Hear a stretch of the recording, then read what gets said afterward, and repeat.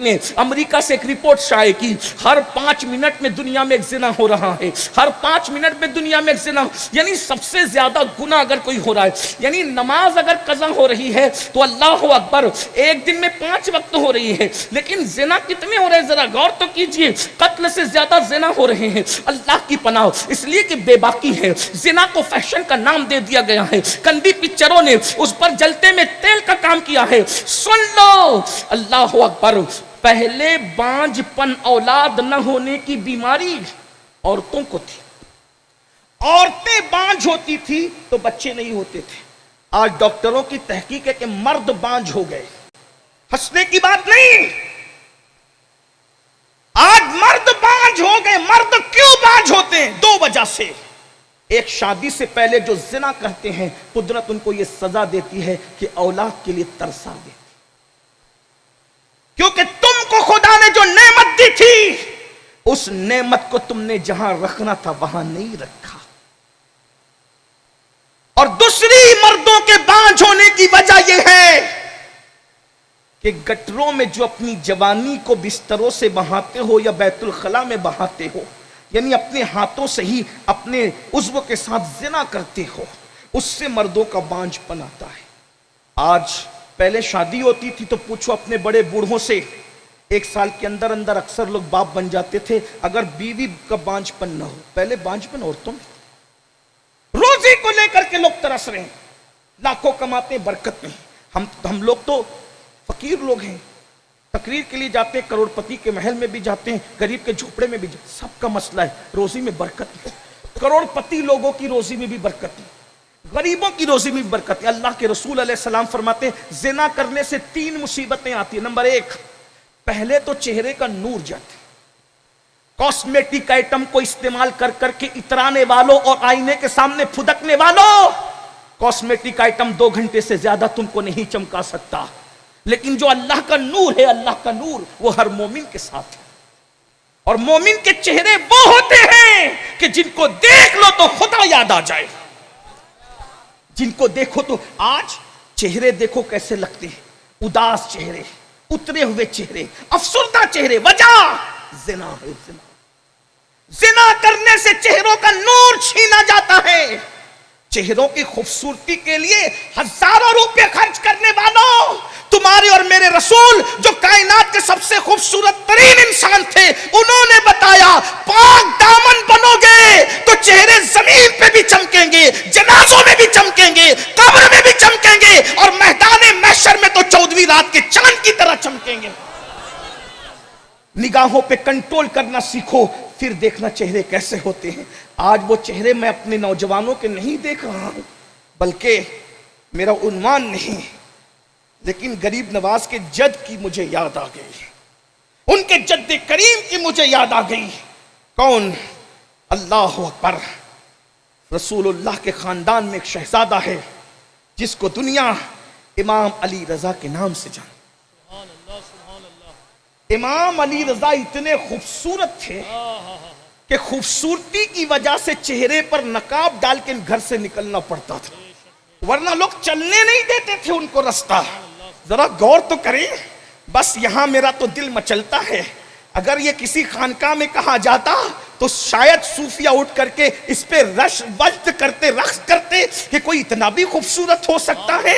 اللہ اکبر، کیا حسن ہوگا علی کے لال کا، اور وہ بھی سگا بیٹا نہیں مولا علی کا۔ مولا علی کے بیٹے امام حسین، ان کے بیٹے امام زین العابدین، ان کے بیٹے امام باقر، ان کے بیٹے امام جعفر صادق، ان کے بیٹے امام موسیٰ کاظم، اور ان کے بیٹے ہمارے مرشد امام علی رضا۔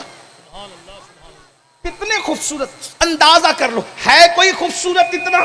میں حیران رہتا ہوں، یا اللہ جب علی کا بیٹا اتنا خوبصورت ہے، علی کی رضا میں اتنا حسن ہے، تو امام علی کے حسن و جمال کا عالم کیا ہوگا؟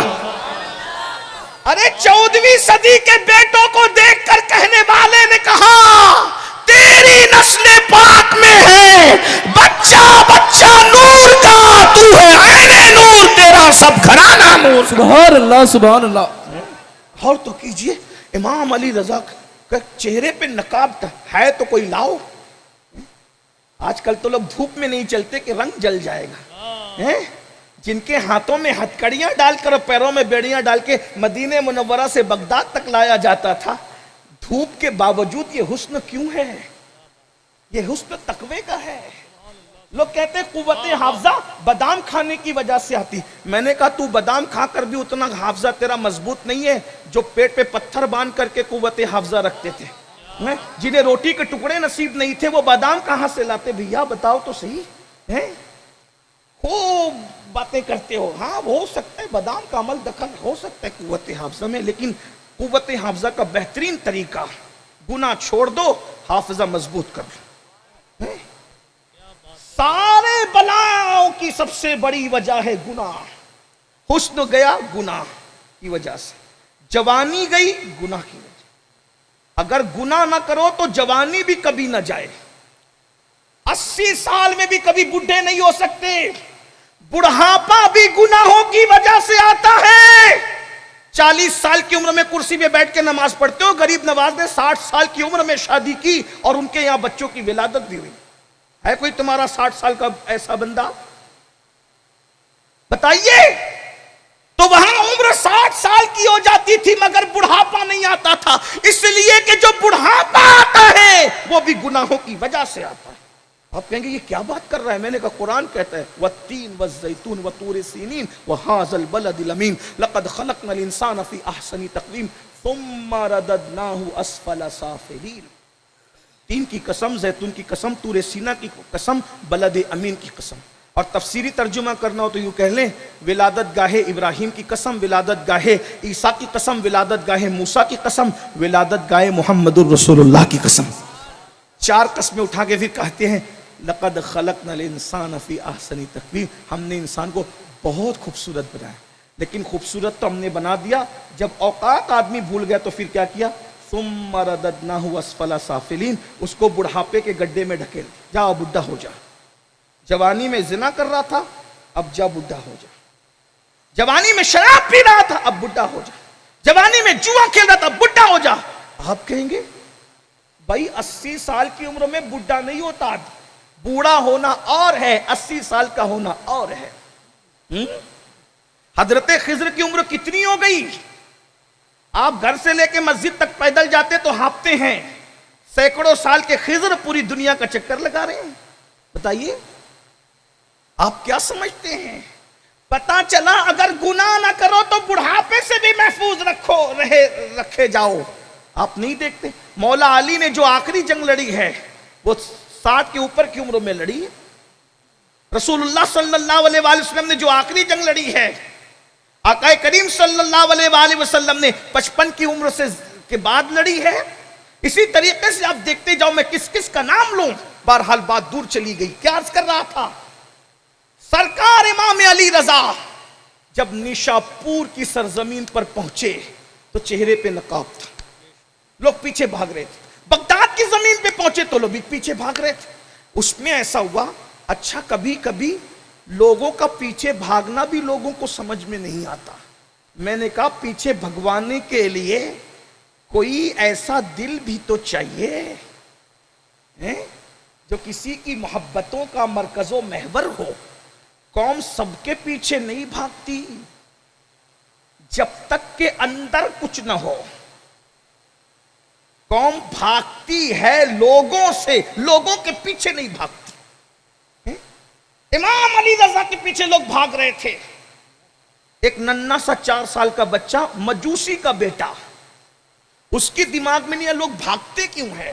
تو پوچھا کہ یہ لوگ بھاگ کیوں رہے ہیں؟ وہ کہا ہمارے نبی کا بیٹا آیا ہے، اس کے پیچھے لوگ بھاگ رہے ہیں۔